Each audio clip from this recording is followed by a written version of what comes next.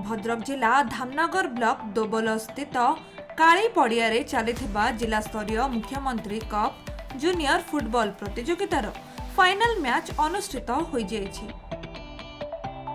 एही मैच रे rovers club Bhadrak और सुवर्णेश्वर क्लब आगरपड़ा मध्यरे अनुष्ठित होइतिला।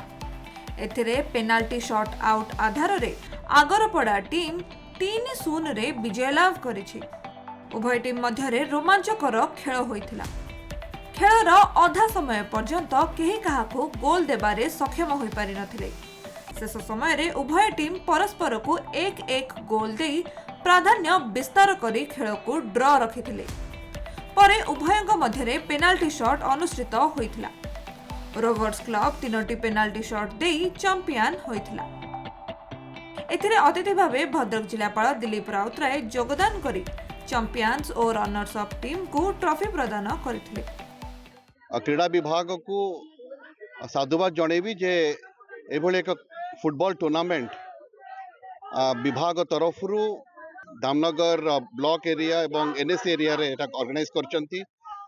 जिला स्तर रे जनरली एक टूर्नामेंट गुडी को होता है किंतु ताको डिसेंट्रलाइज करिकरी माने अर्बन लोकल बॉडी लेवल एवं ब्लॉक लेवल ताको अनुष्ठित करिसंती एवं एठी आमे देखिलु केते उच्च मानर खेल पिला माने प्रदर्शन कले।